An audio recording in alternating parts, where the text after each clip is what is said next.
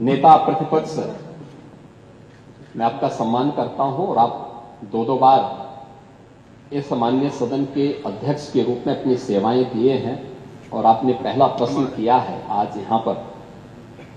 पहले तो आपके चयन के लिए मैं आपको बधाई देता हूं और ठीक है, अलग विषय है कि आपने चचा को गच्चा दे ही दिया। चचा बेचारा हमेशा ही ऐसे ही मार खाता है, उनकी नियति ही ऐसी है, क्योंकि भतीजा हमेशा भयभीत रहता है। लेकिन आप इस सदन के एक वरिष्ठतम सदस्यों में से हैं, आपका मैं सम्मान करता हूं। मैंने आपको पहले भी बताया कि 24,000 जो महिला संबंधी अपराध थे प्रदेश के अंदर 2016 में, अगर हम देखेंगे तो बलात्कार की जो घटनाएं घटित हुई थी वह 1838 हुई थी। लेकिन अगर मैं 24 के अंदर की घटना बताता हूं, इनकी संख्या है 1373।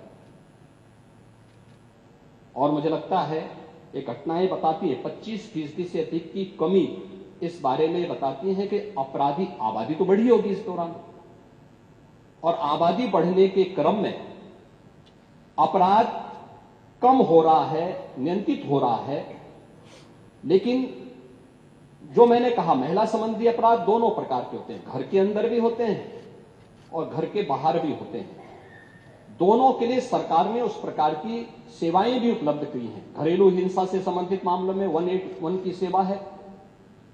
घर के बाहर की सुरक्षा के बारे में जागरूकता पैदा करने के लिए और उन्हें सुरक्षा उपलब्ध कराने के लिए तत्काल वो कॉल कर सके, इसके लिए 1090 की सेवा उन्हें उपलब्ध कराई गई है।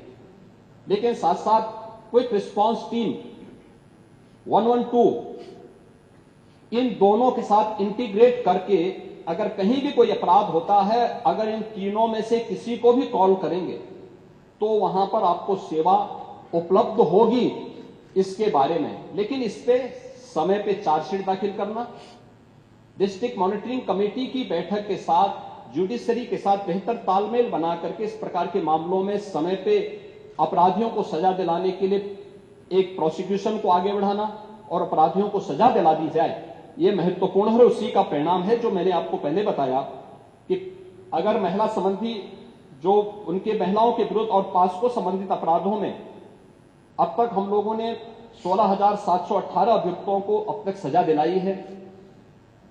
इसमें से अगर आप देखेंगे कि 21 को हम लोगों ने मृत्युदंड, 1,713 को आजीवन कारावास, 4,653 को 10 वर्ष या उससे अधिक का कारावास और 10,331 को 10 वर्ष से कम की कारावास की सजा दिलाई है। ये जो अपराध, जिन अपराधियों की सजा दिलाई गई है, इसमें आप देखते होंगे अक्सर समाचार पत्रों में आता है कि 1 महीने के अंदर दुष्कर्मी को सजा दिलाई गई। ये प्रोसिक्यूशन को फास्ट करने, समय पे चार्जशीट दाखिल करने का परिणाम है। नहीं तो होता क्या है, जब हम लोग इसमें लापरवाही बरतते थे, सरकार संज्ञान नहीं लेती थी, विभाग संज्ञान नहीं लेता था, लोकल स्तर पर संज्ञान नहीं लिया जाता था, अपराध बढ़ते थे और फिर इनको हल्केपन से लेने का दुष्परिणाम क्या होता था कि हर ऐसा अपराधी स्वच्छंद होकर के अपराध भी करता था और फिर समाज उसके बारे में देखते हुए भी उसके खिलाफ कार्रवाई नहीं कर पाता था।